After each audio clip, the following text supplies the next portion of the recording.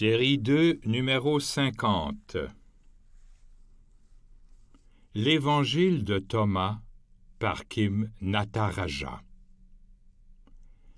L'enseignement de Jésus dans l'Évangile de Thomas exprime magnifiquement ce dont nous avons parlé.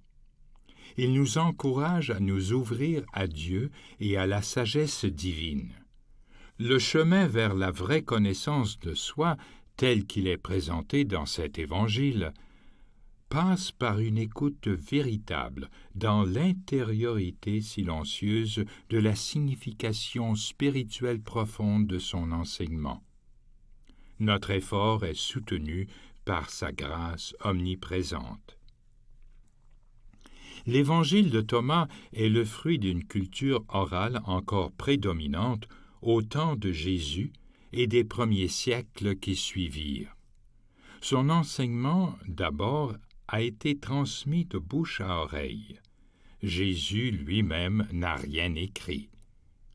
Dans l'Évangile de Thomas ont été rassemblées les paroles de Jésus qui reviennent le plus fréquemment et qui faisaient partie de cette tradition orale.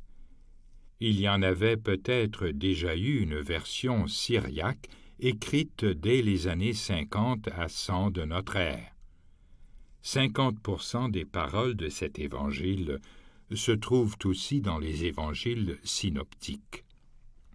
Irénée, 2e siècle après Jésus-Christ, l'un des pères de l'Église primitive, n'a recommandé, dans l'intérêt de l'unité de l'Église, que 4 évangiles, Matthieu, Marc, Luc et Jean, avec les lettres de saint Paul.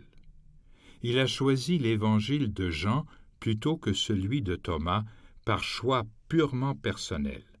Son maître Polycarpe avait été disciple de Jean. L'évangile de Thomas était en fait, à cette époque, beaucoup plus populaire que celui de Jean, considéré comme trop gnostique. En raison de cette exclusion, l'évangile de Thomas disparut de la circulation jusqu'à ce qu'on découvre en 1945, en Haute-Égypte, un jar en terre cuite à Nag Hammadi qui contenait des documents divers.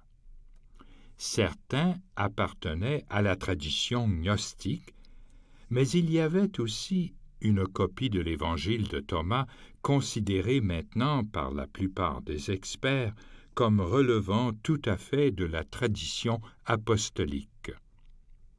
Dans cet évangile, l'enseignement nous montre que l'accent mis sur la transformation et la réalisation de notre véritable essence divine faisait partie de la tradition chrétienne dès le commencement. Aux yeux de Jésus, selon l'évangile de Thomas, la lumière de Dieu brille potentiellement en chacun de nous. Nous sommes tous des enfants de Dieu. Ces paroles ne peuvent être prises littéralement. Les paroles de Jésus sont des indicateurs d'une signification sous-jacente. Elles ont besoin d'être approfondies, de préférence après une méditation, jusqu'à ce que nous les comprenions intuitivement. Mes commentaires ne sont donc que des réflexions personnelles. L'une des phrases qui a trait à ce que nous avons étudié est la suivante. Jésus leur disait « Si de 2 vous faites 1, que vous rendez l'intérieur comme l'extérieur comme l'intérieur, le haut comme le bas, si vous ne faites qu'un seul du masculin et du féminin, alors vous entrerez dans le royaume. » Logion 22.